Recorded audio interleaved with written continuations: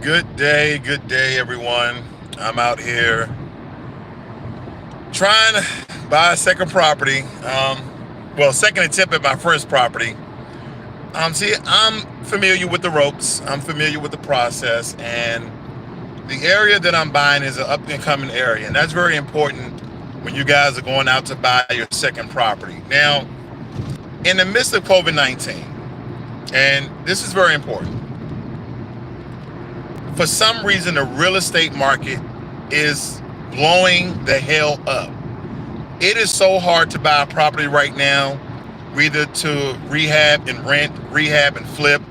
Either it may be a rehab project or a distress project when you're buying your real estate property, if you want to flip it or rent it out.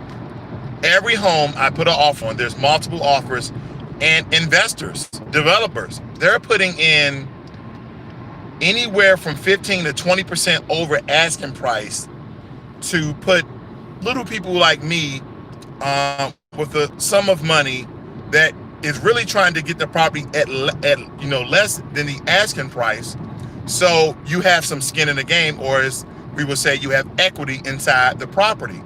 You don't want to go in, if you're trying to really be a real estate investor, and buy a home at the listing price. You're not going to have any equity in the home because all the equity will be out inside the seller's pocket. You're not trying to do that if you're basing your buying strategy off a method that you can actually benefit from. So this is important. So I'm busy, most days I'm usually in my office, but I've been looking at properties for the past month.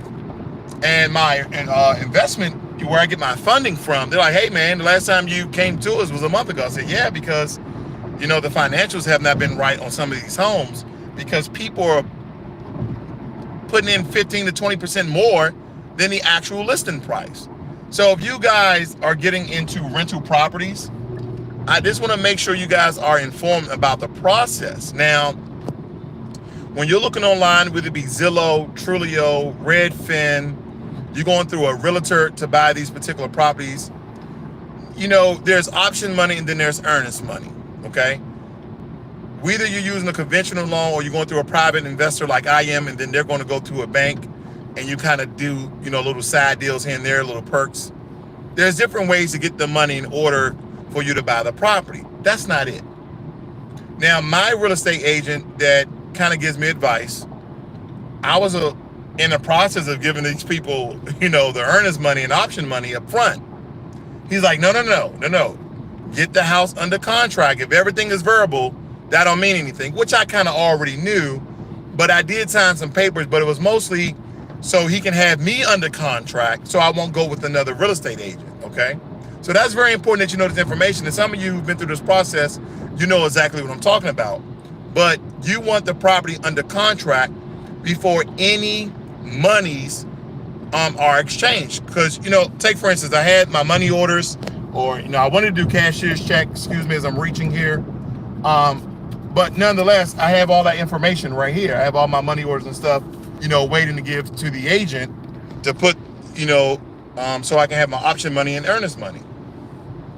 Now you have to pick a point where how much do you want to be spending for mortgage? Because here's the thing, here's the risk. You buy the property with the loan that you're receive your bank, or you have the funding money for the loan is coming out your investors or the bank's money pot. Now, take for instance, you go and you buy a home for $250,000, $300,000. But how much you think the mortgage is going to be if you can't flip it, if you can't sell it? That is the considerable risk that you need to have. Property insurance, house insurance, property tax. All of these things you have to figure in if you can't rent out the property, one. Two, if you can't sell the property. Think about that.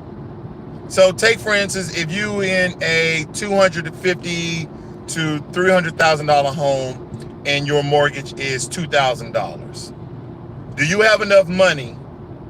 Do you have another $2,000 to pay every month for your second home that's supposed to be your investment property to make you money, but it's costing you money. So that home that would have been or should be an asset, it is now what? A liability. These are things that people don't consider. These are the things that people really don't configure. All right, I'm cutting them out, so excuse me if I'm losing the feed here.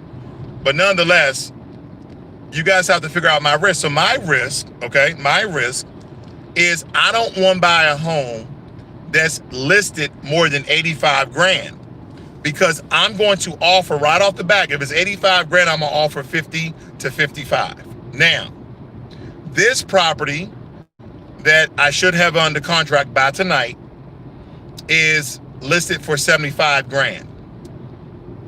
My offer was 58. That was my offer. Because this house, believe it or not, the only thing it really needs is to be cleaned up a little bit. I'm gonna put 15 grand inside of it. But really nothing wrong with this home, which is a great buy. This is not really even a rehab. I'm gonna replace the windows. I'm gonna replace the porch. I'm gonna get it painted because it's white. It needs to be kind of a light gray with white trim.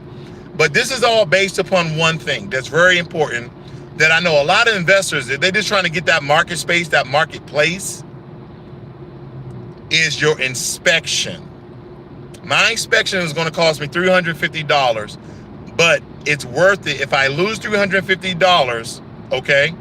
Because if I buy this home without an inspection, and this home having to be versus $15,000 that I want to rehab it with, then now that I have to put 25, 30 grand, because underneath the house, this is a pier and beam home.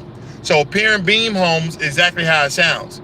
It's on a beam. It's not. It doesn't have a slab of cement. So it's a crawl space. If anybody wants to do anything with a home, they have to go under the house in order to get it done.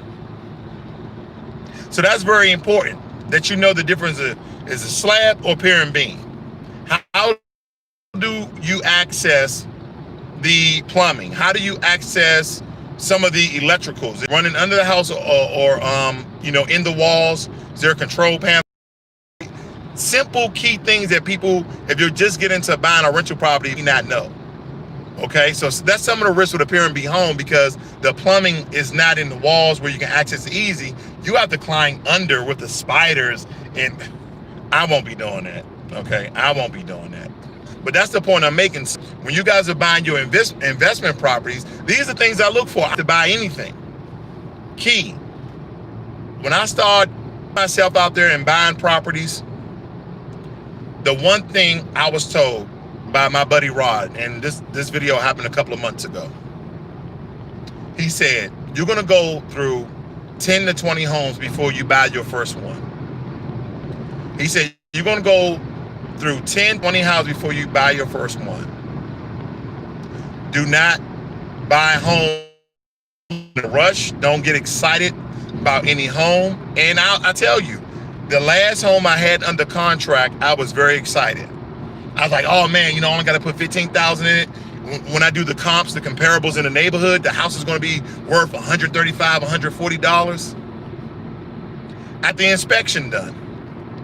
I got the inspection done. The inspection revealed that the home had mold, lots of it. The inspection revealed that the kitchen floor needed to be replaced, let alone the kitchen needed to be totally rehabbed. 2, there was a chicken coop and a external garage that was condemned property in the backyard that needed to be removed. Then it showed signs that the home had termites. So my offer of 58.5 went down to 43 grand, and that seller said, "Oh no, that's too low." And I was like, "Well, I'm not putting 50 grand inside this home. My offer is 58.5, okay? And then I have to come back and put a 50 grand to get this house up to par so someone can rent it. So now I'm down 108 point. I'm roughly down 109 grand. No, because my overhead is too high. I want equity in the home, so after 3 or 4 months, I can do a cash refi, take the money out of the home, then buy another property. If I'm too high into the home, there's no equity to get the money out of the cash equity out of the home for me to buy another property. I'll just have one property. Why would I be getting inside of getting inside of buying rental properties if I can only afford one home? No, you have to have a strategy. You have to have a method. So with this home, it was listed for $75,000. I checked with my real estate friend. He told me that home is comparable to the houses, so that's pretty good. So if you get it for less than what, from what I'm looking at, if you get it from less than the asking price, you're doing well. So hopefully I'll be getting it for $58,000. So there you have it, ladies and gentlemen. It's a 2-bed, 1-bedroom, and it's a very small house.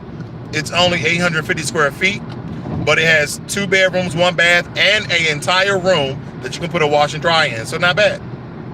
Learn money and be inspired, and cross your fingers for me. I'm out.